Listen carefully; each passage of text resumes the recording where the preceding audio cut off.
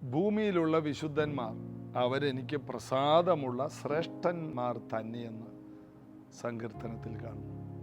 ആരാണ് വിശുദ്ധൻ? പുറമേ കാണിക്കുന്ന ഏതെങ്കിലും ബാഹ്യമോടികൾ കാണിക്കുന്നവരാണോ? അല്ല. വീണ്ടും ജനിച്ചവർ, ആത്മാവിൽ സഞ്ചരിക്കുന്നവർ, ജഡത്തിൽ സഞ്ചരിക്കാതെ ആത്മാവിൽ സഞ്ചരിക്കുന്നവർ, ആത്മാവിൻ്റെ ഫലം പുറപ്പെടുവിക്കുന്നവർ, അവരാണ് ഭൂമിയിലെ വിശുദ്ധന്മാർ. ചില ആചാരങ്ങളുള്ളവരല്ല വിശുദ്ധന്മാർ. മറ്റുള്ളവരെ കാണിക്കാൻ ചിലത് ചെയ്യുന്നതല്ല വിശുദ്ധന്മാർ. വിശുദ്ധീകരിക്കപ്പെട്ട യേശുവിനെ സ്വീകരിച്ച് പരിശുദ്ധാത്മാവിൽ നിറഞ്ഞ് ദൈവവചനപ്രകാരം നടക്കുന്നവരെ വിളിക്കുന്നതാണ് വിശുദ്ധന്മാർ. അവർക്ക് ദുഷ്ടന്മാരുടെ ആലോചനയോ പാപികളുടെ വഴിയോ പരിഹാസികളുടെ ഇരിപ്പിടമോ അവർക്ക് പറ്റില്ല. അവർക്ക് അഴുക്കിൽ ചവിട്ടാൻ കഴിയില്ല. പന്നിയായിട്ട് ജനിച്ചെങ്കിൽ ചെളിയിൽ പോയിരിക്കും. അതുകൊണ്ട് ശലോമോൻ പറയുന്നത് പന്നിക്ക് മൂക്കുത്തി ഇട്ട് കൊടുത്തിട്ട് കാര്യമൊന്നുമില്ല. പന്നിയെ മേക്കപ്പ് ചെയ്താലും കുളിച്ച് റെഡിയാക്കിയാലും പന്നിയുടെ സ്വഭാവം, എൻ്റെ ജന്മം അതാണ്. എന്നാൽ ഒരാട് കാലിൽ ചെളി പറ്റിയാൽ ആ കാലിലെ ചെളി അത് തുടച്ചു കളയും. എൻ്റെ ജന്മം വേറെയാണ്. നമ്മുടെ ജന്മത്തിൽ തന്നെ വീണ്ടും ജനിച്ചൊരു വ്യക്തിയിൽ വിശുദ്ധ ജീവിതം ഉണ്ട്. ഒരാൾ പാപം ചെയ്യുന്നുണ്ടെങ്കിൽ അവൻ വിശുദ്ധനല്ല, അവനിൽ വിശുദ്ധ ജീവിതമില്ല. അതിൻ്റെ കാരണം അവൻ വീണ്ടും ജനിച്ചതല്ല. വീണ്ടും ദൈവത്തിൽ നിന്ന് ജനിച്ചതൊക്കെയും ലോകത്തെ ജയിക്കുന്നു. എല്ലാവരും ദൈവത്തിൽ നിന്ന് ജനിച്ച എല്ലാവരും അവരാണ് വിശുദ്ധന്മാർ. അതുകൊണ്ട് പൗലോസ് ലേഖനം എഴുതുമ്പോൾ വിളിക്കപ്പെട്ട വിശുദ്ധന്മാർക്ക് എഴുതുന്നു എന്ന്. വിശുദ്ധന്മാർ തമ്മിൽ അന്യോന്യം വന്ദനം ചെയ്യുവാൻ, സ്നേഹചുംബനങ്ങൾ അർപ്പിക്കുവാൻ. രക്ഷിക്കപ്പെട്ടവരുടെ കൂട്ടം വിശുദ്ധന്മാരാണ്. അതുകൊണ്ട് നമ്മളെ ആരും വിശുദ്ധനായിട്ടൊന്നും മരിച്ച ശേഷം പ്രഖ്യാപിക്കേണ്ട. നമ്മളെല്ലാം വിശുദ്ധന്മാരാണ്. യേശുവിൻ്റെ വിലയേറിയ രക്തത്താൽ കഴുകൽപ്പെട്ടവർ അവർ വിശുദ്ധന്മാരാണ്. കഠിനമായ പാപം, കടും ചുവപ്പായ പാപം, ഹിമം പോലെ വെളുപ്പിക്കപ്പെട്ടവരാണ് നമ്മൾ. ഈ ഒരു ബോധ്യം നമ്മുടെ മനസ്സിൽ എപ്പോഴും വേണം. അല്ലെങ്കിൽ നമ്മുടെ അകത്തൊരു കുറ്റബോധം വരും. എന്താണ്? അവർ ചെയ്യുന്നത് പോലെ നമ്മൾ ചെയ്യുന്നില്ല. അവരിന്നത് ചെയ്യണമെന്ന് പറയും, നമ്മളത് ചെയ്യാറില്ല. വിശുദ്ധിക്ക് അവർ വെച്ചിരിക്കുന്ന കുറേ മാനദണ്ഡങ്ങളുണ്ട്. ആ മാനദണ്ഡങ്ങളല്ല വിശുദ്ധ ജീവിതം. വിശുദ്ധ ജീവിതം ആത്മാവിലുള്ളതാണ്. അത് വരുമ്പോൾ, വിശുദ്ധ ജീവിതം ഒരു വ്യക്തിയിലേക്ക് വരുമ്പോൾ ആ വ്യക്തി കുറേ തീരുമാനങ്ങൾ എടുക്കും. അത് ആ വ്യക്തിയും ദൈവമായിട്ടുള്ള ബന്ധവും. ചിലർ ചെരുപ്പിൽ ഇടില്ലെന്ന് തീരുമാനിക്കും, ചിലർ വെള്ള മാത്രമേ ഉടുക്കൂന്ന് തീരുമാനിക്കും, ചിലർ ചിലപ്പോൾ കാവി ഉടുക്കുമെന്ന് തീരുമാനിക്കും. അതൊക്കെ ഓരോ വ്യക്തികൾക്ക് ദൈവം കൊടുക്കുന്ന നിയോഗങ്ങളാണ്. കാവി വസ്ത്രം ധരിക്കുന്നത്, വെള്ള വസ്ത്രം ധരിക്കുന്നത്, ചെരുപ്പിടാത്തത്, ആരെയും കുറ്റം പറയാൻ പാടില്ല. കാരണം അവർക്ക് ദൈവം കൊടുത്ത ഒരു നിയോഗമാണ്, അവരുടെ ജീവിതത്തിൽ ദൈവം കൊടുത്ത തീരുമാനം. ചിലർ താടി മീശയും വളർത്തും, ചിലർ ക്ലീൻ ഷേവ് ചെയ്യും. എല്ലാം ഒരു നിയോഗത്തിലായിരിക്കണം, മറ്റുള്ളവരെ കണ്ടു ചെയ്യുന്നതല്ല. ഒരു വിശുദ്ധനെ അതിന് പറ്റിയ രൂപം ദൈവം തന്നെ കൊടുക്കും. ഏലിയാവിന് ഒരു രൂപം ഉണ്ടായിരുന്നു. എന്താണ്? ഒരു ഒട്ടകരോപം കൊണ്ടുള്ള ഒരു ഉടുപ്പ്. ഏലിയാവിൻ്റെ അതേ ആത്മാവിൽ വന്ന സ്നാപയോനാനും അതേ രൂപമായിരുന്നു. അതൊക്കെ അവരെടുക്കുന്ന തീരുമാനമാണ്. ഇതിനെയൊന്നും നമുക്ക് വ്യാഖ്യാനിക്കാനൊന്നും പറ്റില്ല. അത് ഓരോരുത്തർക്ക് ദൈവം കൊടുക്കുന്ന നിയോഗങ്ങൾ അതുപോലെ ചെയ്യണം. ന്യൂ ഇന്ത്യയുടെ പ്രസിഡന്റ് വി എ തമ്പിച്ചാൻ വലിയ താടിയും മീശയായിരുന്നു എന്ന് കരുതി അദ്ദേഹം മഹാഭാവിയായിരുന്നില്ല. അപ്പോൾ ക്ലീൻ ഷേവ് ചെയ്യുന്നവർ അതിനെ വിമർശിക്കും, താടിയുള്ളവർ ക്ലീൻ ഷേവ് ചെയ്തവരെ വിമർശിക്കും. അവരെല്ലാം വിശുദ്ധന്മാരായിരുന്നു. അതുകൊണ്ട് ഓരോരുത്തർക്ക് ദൈവം തരുന്ന നിയോഗങ്ങൾ നല്ലതാണ് എന്ന് കരുതി താടി മുടിയൊക്കെ കാട്ടാളിനെ പോലെ വളർത്തി അടക്കുന്നൊന്നും വിശുദ്ധന് ചോദിച്ചാൽ, ഒരു വിശുദ്ധനെ കണ്ടാലറിയാം. അവരെ കാണുമ്പോഴറിയാം, അവൻ്റെ നടപ്പ് കാണുമ്പോൾ അറിയാം. അവനെ കാണുമ്പോഴേ നമുക്ക് വിവേചിക്കാൻ കഴിയും. അതായത് ഇവൻ വിശുദ്ധ ജീവിതം നയിക്കുന്ന വ്യക്തിയാണ്. അങ്ങനെ മറ്റുള്ളവരാൽ വിവേചിക്കപ്പെടാത്ത ഒരു ജീവിത ശൈലി വിശുദ്ധന്മാർക്കുണ്ടാകട്ടെ. നമുക്ക് ചേർന്ന് പാടി യേശുവിനെ ആരാധിക്കാം. യേശുവേ നീ വേണം എന്നെന്നും എൻ ശ്വാസമേ. യേശുവേ നീ വേണം എന്നെന്നും എൻ ശ്വാസമേ. പ്രാണനേക്കാൾ നീ വേണം അരികിലെന്നും നീ വേണം നിഴലിനേക്കാൾ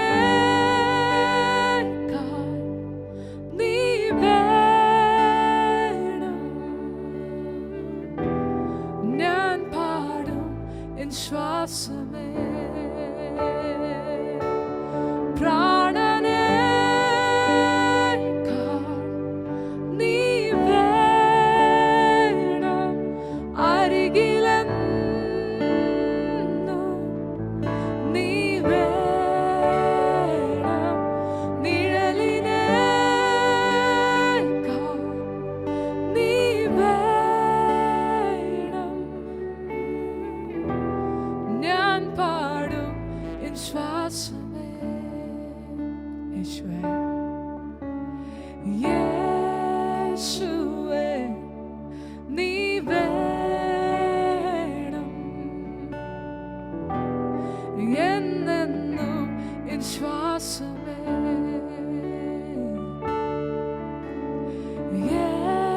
യേശുവേ നീ വേണം എന്നെന്നും എൻ ശ്വാസമേ. പ്രാണനേക്കാൾ നീ വേണം അരികിലെന്നും നീ വേണം നിഴലിനേക്കാൾ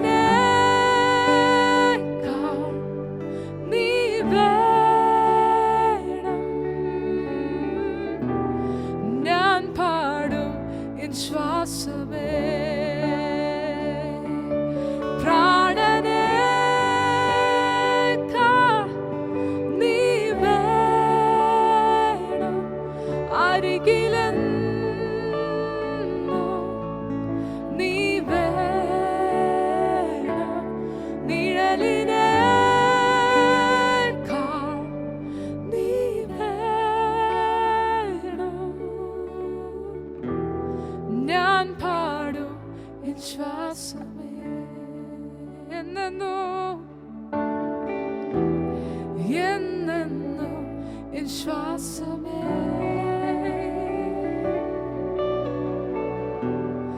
എന്നെന്നും എൻ ശ്വാസമേ. യോഹന്നാൻ 11 ചില വാക്യങ്ങൾ കൂടി നമുക്ക് ധ്യാനിക്കാനുണ്ട്. അത് 54 വാക്യമാണ്. 53 ഇങ്ങനെയാണ്: അന്ന് മുതൽ അവർ അവനെ കൊല്ലുവാൻ ആലോചിച്ചു. അതായത് മഹാപുരോഹിതനായ കയ്യഫാവ് ഒരു പ്രവചനം നടത്തി. അദ്ദേഹം പ്രവചനമായിട്ട് പറഞ്ഞതല്ല, അദ്ദേഹം ഒരു കാര്യം പറഞ്ഞാണ്, എല്ലാവർക്കും വേണ്ടി ഒരാൾ ചാകുന്നതല്ലാണ്. അതായത് അല്ലെങ്കിൽ ഒത്തിരി പേര് നശിക്കും, അതിലും നല്ലത് ഒരുത്തനെ കൊല്ലുന്നതാണ് എന്ന ഉദ്ദേശത്തിലാണ്. എന്നാൽ അത് ഒരു പ്രവചനമായിട്ടാണ് അവിടെ എടുത്തിരിക്കുന്നത്. കാരണം ആ കാലഘട്ടത്തിൽ മഹാപുരോഹിതൻ പ്രവചിക്കണമായിരുന്നു.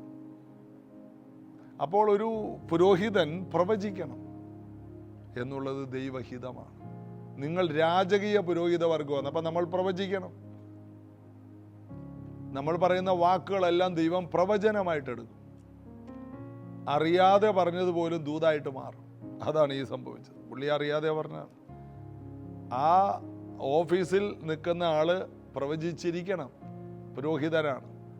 എന്നാൽ ആ കാലത്ത് അദ്ദേഹം ആദ്യമായിട്ട് അവസാനമായിട്ട് അവിടെയാണ് പറഞ്ഞത്. വേറെ ആരോടൊരു ദൂത് പറഞ്ഞിട്ടില്ല. ഈ മനുഷ്യനൊക്കെ ദൈവകൃപയെന്ന് പോയതാ. അപ്പോൾ തന്നെ വലിയ വലിയ സ്ഥാനങ്ങളിലോട്ട് കയറി. ഒന്നാമത്തെ മഹാപുരോഹിതൻ അഹരോൻ, നമുക്കറിയാം അവരുടെയൊക്കെ അധികാരം എത്ര വലുതായിരുന്നു. അവർ പറയുന്നത് പോലെ സംഭവിക്കുമായിരുന്നു. ഫറവോന്റെ അടുക്ക പോയി പറഞ്ഞതെല്ലാം അതുപോലെ സംഭവിച്ചു. പിന്നീട് വന്ന മഹാപുരോഹിതന്മാരെല്ലാം അങ്ങനെയായിരുന്നു. പുരോഹിതന്മാർക്ക് വലിയ അധികാരമായിരുന്നു. ഉസിയാവിനോട് പറഞ്ഞു, ഉസിയാവേ നീ അത് എടുക്കരുത്. ധൂപം കാട്ടാൻ ഉസിയാവ് ദേവാലയത്തിൽ ചെന്നപ്പോൾ ഉടനെ ഉസിയാവ് അത് ചെയ്തു. അവനത് ചെയ്തുകൊണ്ടിരിക്കുമ്പോൾ തന്നെ, മറുതലിച്ചുകൊണ്ടിരിക്കുമ്പോൾ തന്നെ അവൻ്റെ നെറ്റിയിൽ കുഷ്ഠം പൊങ്ങിയെന്ന്. അത്രയും അതോറിറ്റി ഉണ്ടായിരുന്നവരായിരുന്നു ആര്? ഒരു മഹാപുരോഹിതൻ, പുരോഹിത വർഗം. ഭയങ്കര ദൈവപ്രവർത്തിക്ക് വേണ്ടി ദൈവമാക്കി വെച്ചിരിക്കുന്നവർ. അവർക്ക് നേരെ രാജാക്കന്മാർക്ക് പോലും നിൽക്കാൻ കെൽപ്പില്ലായിരുന്നു. ജീവിതകാലം മുഴുവൻ ഉസിയാവ് ഒരു കുഷ്ഠരോഗിയായിട്ട് ജീവിച്ചു എന്നാണ് പിന്നെ നമ്മൾ വായിക്കുന്നത്. അവനെ എതിർക്കാൻ പോലും ശേഷിയില്ലാതെയായിപ്പോയി. പുരോഹിതന്റെ മുമ്പിൽ ആർക്കും നിൽക്കാൻ കഴിയില്ല. എന്നാൽ ഈ പുരോഹിതൻ, കൊല്ലുന്ന പുരോഹിതൻ, രക്ഷകരായി വന്ന യേശുവിനെ കൊല്ലാനായിട്ട് ഈ പുരോഹിതന്റെ അകത്ത് പിശാച് കയറിയിരിക്കുക. അങ്ങനെ അന്ന് മുതൽ അവർ അവനെ കൊല്ലാനായിട്ട് പ്ലാൻ ചെയ്തു. ചതിച്ചു കൊല്ലുക, ഒറ്റി കൊടുക്കാൻ ഒരാളെ വേണം. അതിനുള്ള പരിപാടികളൊക്കെ അവർ യൂദയുമായിട്ടൊക്കെ കരാറിലായി. അതൊക്കെ നമുക്ക് പിന്നീട് അറിയാം. യൂദയോട് പറഞ്ഞ് രഹസ്യമായിട്ട് അവനെ പിടിച്ചു തരിക. 54 വാക്യം, അതുകൊണ്ട് യേശു യഹൂദന്മാരുടെ ഇടയിൽ പിന്നെ പരസ്യമായി നടക്കാതെ അവിടെ വിട്ട് മരുഭൂമിക്കരികെ എഫ്രൈം എന്ന പട്ടണത്തിലേക്ക് വാങ്ങി ശിഷ്യന്മാരുമായി അവിടെ പാർത്തു. എന്തുകൊണ്ടാണ് യേശു ഒളിച്ചു മാറിപ്പോയത്? പേടിയായിട്ടാണോ? യേശുവിന് ആരെയും പേടിയില്ല. പിന്നെ എന്തിനാണ് യേശു ഒരു വലിയ പ്രതികൂലം വന്നപ്പോൾ, യേശുവിനെ കൊല്ലാൻ അന്വേഷിച്ചപ്പോൾ യേശു എന്തുകൊണ്ട് മാറിപ്പോയി? ഭയമല്ല. അതിൻ്റെ കാരണം പല കാര്യങ്ങളും നിവൃത്തിയായിട്ടില്ല. യേശു തിരുവെഴുത്ത് പറയുന്നത് പോലെയാണ് മനുഷ്യപുത്രൻ പോകുന്നത്. യേശുവിൻ്റെ ഡേറ്റ് അറിയാം. പൗലൂസ് പറഞ്ഞ പോലെ എൻ്റെ നിര്യാണകാലം അടുത്തിരിക്കും എന്ന് പറഞ്ഞ പോലെ യേശുവിൻ്റെ മരണ ദിവസം വരെ അറിയാം. അതുകൊണ്ടാണ് പറഞ്ഞത്, നിങ്ങൾ പോയ കുറുക്കനോട് പറ. ഹേരോദാവിനെ വിളിച്ചതാണ്.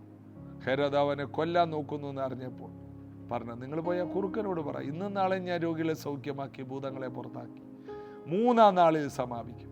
യേശുവിനറിയാം 3-ാം നാളിൽ, ഇന്നേക്ക് 3-ാം നാളിൽ. അത്രയും കൃത്യത യേശുവിനുണ്ട്. പിന്നെ ഇവിടെ എന്തുകൊണ്ടാണ് യേശു എഫ്രൈമിലോട്ട് ഒളിച്ചു പോയത്? അതിൻ്റെ കാരണം പ്രവചനങ്ങൾ പലതും നിവർത്തിയായിട്ടില്ല. 12-ാം അധ്യായത്തിൽ ഒരു പ്രവചനം നിവർത്തിയായി. അതായത് യേശു പെരുന്നാളിന് പോയി. യേശു പെരുന്നാളിന് വരില്ലെന്നും പറഞ്ഞൊരു കൂട്ടർ വാദിക്കുന്നു. ഇതിനിടയിൽ യേശു പെരുന്നാളിന് പോയി. യേശു പെരുന്നാളിന് വരുന്നെന്ന് അറിഞ്ഞപ്പോൾ ഒരു കൂട്ടം ജനം, അതാര്? ഈ ലാസറിൻ്റെ കല്ലറക്കൽ ഉണ്ടായിരുന്ന കുറേ യഹൂദന്മാർ, അവര് യേശുവിനെ ഒന്ന് ആദരിക്കാൻ തുടങ്ങി. യേശു ഒരു കഴുതക്കുട്ടിയുടെ പുറത്ത് കയറി പോകുന്ന ഈ സമയം എതിരെയുള്ള ഗ്രാമത്തിൽ ചെന്ന് ആരും കയറിയിട്ടില്ലാത്തൊരു കഴുതയെ അഴിച്ചുകൊണ്ട് വരാൻ പറഞ്ഞു. 2 പേരങ്ങനെ പോയി. എന്തിനിതിനെ അഴിക്കുന്നു എന്ന് ചോദിച്ചാൽ യജമാൻ ഇതിനെക്കുറിച്ച് ആവശ്യമുണ്ടെന്ന് പറയണം. അപ്പോൾ അവർ വിട്ടുതരുമെന്ന് പറഞ്ഞു. ഇതെല്ലാം നടന്നു. അങ്ങനെ ആ കഴുതക്കുട്ടിയുടെ പുറത്ത് കയറി വരുമ്പോൾ, അത് 12-ാം അധ്യായത്തിൽ 13 മുതൽ വായിക്കുമ്പോൾ, 12 മുതൽ വായിക്കുമ്പോൾ, പിറ്റേന്നാൾ വന്ന ഒരു വലിയ പുരുഷാര് യേശു യെരൂശലേമിലേക്ക് വരുന്നു എന്ന് കേട്ടിട്ട് ഈത്തപ്പനയുടെ കുരുത്തോല എടുത്തുകൊണ്ട് അവനെ എതിരേൽപ്പാൻ ചെന്നു. ഹോശന്ന, ഇസ്രായേലിൻ്റെ രാജാവായി കർത്താവിൻ്റെ നാമത്തിൽ വരുന്നവൻ വാഴ്ത്തപ്പെട്ടവനെന്ന് ആർത്തു. യേശു ഒരു ചെറിയ കഴുതയെ കണ്ട് അതിന്മേൽ കയറി. അടുത്തത് 15-ാം വാക്യം, സിയോൻ പുത്രി ഭയപ്പെടേണ്ട, ഇതാ നിന്റെ രാജാവ് കഴുതക്കുട്ടി പുറത്ത് കയറി വരുന്നു എന്ന് എഴുതിയിരിക്കുന്നത് പോലെ തന്നെ. ഈ ഒരു പ്രവചനം നിറവേറണം.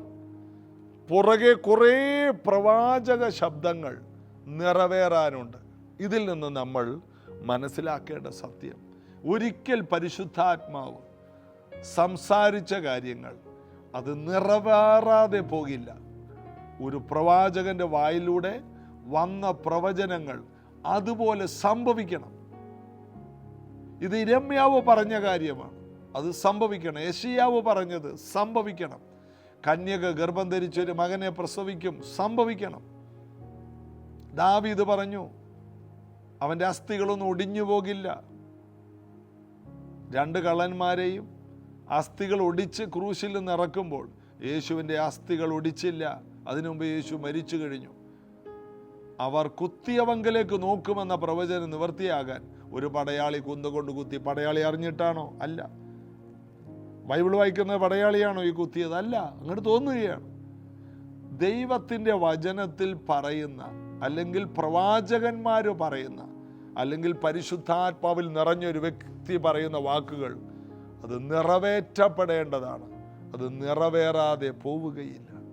ഇന്നിത് കേൾക്കുന്ന ഓരോ വ്യക്തികളോടും ഞാൻ പറയട്ടെ, നിങ്ങളോട് ആത്മാവിൽ നിറഞ്ഞ് ഒരു ശരിയായ പ്രവാചകൻ പറഞ്ഞ പ്രവചനം അക്ഷരാർത്ഥത്തിൽ നിറവേറും. ആകാശവും ഭൂമിയും മാറിയാൽ ഇത് മാറുകയില്ല. നിങ്ങളത് വിശ്വസിക്കുക. ദൈവവചനം പറയുന്നത് അതുപോലെ നടക്കും. ഈ പ്രവചനങ്ങളെല്ലാം നടക്കണം. അതിനുശേഷം മാത്രമേ യേശുവിന് മരിക്കാൻ കഴിയൂ. ഇത് 12-ാം അധ്യായമേ ആയിട്ടുള്ളൂ. 21 അധ്യായം വരെ ഈ യോഹന്നാന്റെ സുവിശേഷത്തിലുണ്ട്. 19-ാം അധ്യായത്തിൽ എത്തുമ്പോഴാണ് യേശു ക്രൂശിൽ മരിക്കുന്നത്.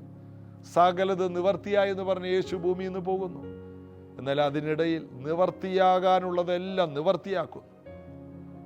ഫിലിപ്പി ലേഖനം 1:4 പറയും, നിങ്ങളിൽ നല്ല പ്രവൃത്തി ആരംഭിച്ചവൻ ക്രിസ്തുവേശുവിൻ്റെ നാളോളം അതിനെ തികയ്ക്കും.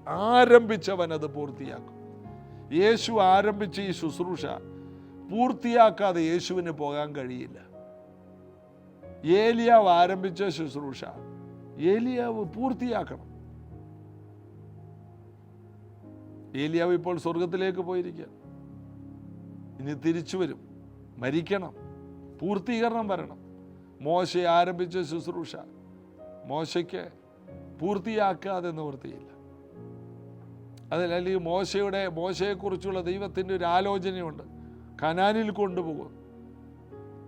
മരുഭൂമിയിൽ ഉയർത്തെഴുന്നേറ്റ യേശുവിൻ്റെ കൂടെ ഇപ്പോൾ മോശയും ഏലിയാവും ഉള്ളത് കാണുകയാണ് പത്രോസ്, യാക്കോബ്, യോഹന്നാൻ. എന്താണ്? കനാൻ കാണാൻ കൊതിച്ചവനാണ്. ദൂരെ നിന്ന് നോക്കി കണ്ടേ ഉള്ളൂ. കാലുകുത്തണമായിരുന്നു. ഇതപ്പം മറുരൂപമലയിൽ വന്ന് കാലുകുത്തി. ഏലിയാവ് അവനോടെ വന്നു. നിര്യാണത്തെക്കുറിച്ചാണ് സംസാരിക്കുന്നത്. മരണമെന്നുള്ളത് ഒരു വലിയ ചർച്ചാ വിഷയമായിട്ട് ഇരുത്തേക്കാണ്. കാരണം മോശയ്ക്കറിയാം, എൻ്റെ മരണം കൊണ്ട് ജനത്തിന് വിടുതലൊന്നും ഉണ്ടായില്ല, എനിക്ക് നല്ല അടക്കമൊക്കെ കിട്ടി. ഏലിയാവിൻ്റെ ജീവിതം കൊണ്ടും ജനങ്ങൾ മുഴുവനും വിടുവിക്കപ്പെട്ടിട്ടൊന്നുമില്ല, വീണ്ടും പാപത്തിലേക്ക് പോയി. എന്നാൽ യേശുവിൻ്റെ മരണമാണ് മോശയെ ഏലിയാവൊക്കെ കാത്തിരുന്നത്. എന്നെപ്പോലൊരു പ്രവാചകനെ എഴുന്നേൽപ്പിക്കുമെന്ന്. അവൻ പറയുന്ന സകല വാക്കുകൾ നിങ്ങൾ കേൾക്കണം. അവൻ്റെ വാക്ക് കേൾക്കാത്തവർ ജനത്തിൻ്റെ ഇടയിൽ നിന്ന് ഛേദിക്കപ്പെടുമെന്ന് പറഞ്ഞു. യേശുവിൻ്റെ വാക്ക് കേൾക്കാത്തവർ, യേശു പറയുന്ന വാക്കുകളാണ് ജനങ്ങളെ നിലനിർത്തുന്നത്, നിത്യജീവൻ തരുന്നത്. മോശ പറഞ്ഞു, ഞാൻ പറഞ്ഞതല്ല, എന്നെപ്പോലൊരാളെ എഴുന്നേൽപ്പിക്കും, ഒരു പ്രവാചകനെ. മോശയെപ്പോലൊരു പ്രവാചകൻ പിന്നീട് ഉണ്ടായിട്ടില്ലെന്നും പറയുന്നു.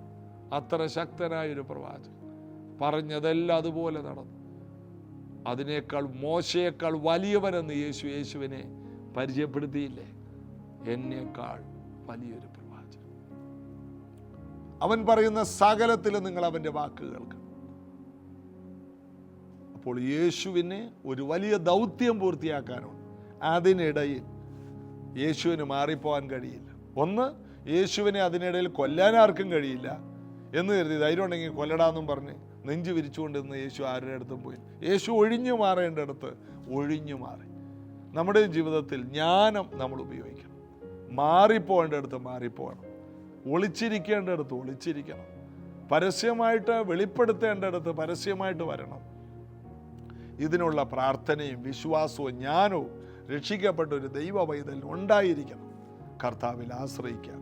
നമുക്ക് പ്രാർത്ഥിക്കാം. യേശുവിൻ്റെ നാമത്തിൽ ഇന്ന് ഈ തിരുവെഴുത്തുകൾ കേട്ടവർ, വചനം കേട്ടവർ, ഇവരുടെ വിശ്വാസത്തെ പുതുക്കുവാൻ കർത്താവേ അവരെ സഹായിക്കണം.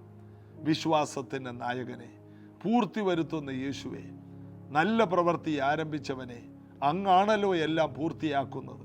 ഇത് കേൾക്കുന്ന ഓരോ മക്കളുടെ ജീവിതത്തിൽ എവിടെ ഒളിച്ചിരിക്കണം, എവിടെ വെളിപ്പെടണം, എവിടെ പ്രവർത്തിക്കണം, എവിടെ പ്രവർത്തിക്കരുത്, ഇത് ഞങ്ങൾക്ക് വെളിപ്പെടുത്തി തരണമേ. കേൾക്കുന്നവർക്ക് വിശേഷമായ വിവേകവും ജ്ഞാനവും ഉണ്ടാകട്ടെ. അനുഗ്രഹിക്കും. പരിശുദ്ധാത്മാവ് കൂടിയിരിക്കണം. കൃപകളാലും വരങ്ങളാലും നിറയ്ക്കണം. യേശുവിൻ്റെ ജ്ഞാനം എല്ലാവരിലും വ്യാപരിക്കണം. എവിടെ നിന്നെല്ലാം മാറി നിൽക്കണം, എവിടെ സംസാരിക്കണം, എവിടെ സംസാരിക്കരുത്, ഇത് പരിശുദ്ധാത്മാവ് ഞങ്ങൾക്ക് വെളിപ്പെടുത്തണം. യേശുവിനെ പോലെ ആയിരിക്കാൻ, ജീവിത സാഹചര്യങ്ങളെ ജ്ഞാനത്തോടെ നേരിടുവാൻ എല്ലാവർക്കും പ്രത്യേക കൃപയുണ്ടാകട്ടെ. രോഗസൗഖ്യങ്ങൾ പ്രാപിക്കട്ടെ. വിടുതലുകൾ യേശുവിൻ നാമത്തിൽ പ്രാപിക്കട്ടെ. എല്ലാ ബന്ധനങ്ങളും അഴിയട്ടെ. പരിശുദ്ധാത്മാവിൻ്റെ പ്രവൃത്തി കൊണ്ട് എല്ലാ കുടുംബങ്ങളും നിറയട്ടെ. യേശുവിൻ നാമത്തിൽ ആമേൻ. കർത്താവിൻ്റെ വലിയ കൃപ നിങ്ങളോട് കൂടി ഇരിക്കട്ടെ. നാളെ ഞായറാഴ്ചയാണ്. രാവിലെ 8 മണിക്ക് നമുക്കൊരു അനുഗ്രഹിക്കപ്പെട്ട ഒരു സഭായോഗമാണ്. അത് 11 മണി വരെയാണ്. കർത്താവിൻ്റെ വലിയൊരു അഭിഷേകത്തിലേക്ക് നമുക്ക് ഒരുമിച്ച് കടന്നു വരാം. നേരിട്ട് വന്ന് സഭായോഗത്തിൽ പങ്കെടുക്കാൻ ആഗ്രഹിക്കുന്ന ആരെങ്കിലും ഉണ്ടോ? ആലപ്പുഴയിൽ കളർകോട് എന്ന് പറയുന്ന ഒരു ജംഗ്ഷനിൽ നിന്ന് ഞങ്ങളുടെ വെബ്സൈറ്റിൽ നോക്കിയാൽ കാണാം. അതിൻ്റെ ഗൂഗിൾ മാപ്പ് നോക്കി പ്രൈസ് ജനറേഷൻ അടിച്ചാൽ മതി. നമ്മുടെ ചർച്ചിലേക്കുള്ള ലൊക്കേഷൻ നിങ്ങൾക്ക് കിട്ടും. വരണം, നമുക്ക് ഒരുമിച്ച് യേശുവിനെ ഉയർത്താം. കർത്താവിൻ്റെ വേലയിൽ വർദ്ധിച്ചു വരാം. സഹകരിക്കുന്ന എല്ലാവർക്കും, ഈ ആഴ്ചയിൽ ഞങ്ങളോട് സഹകരിച്ച എല്ലാവർക്കും നന്ദി.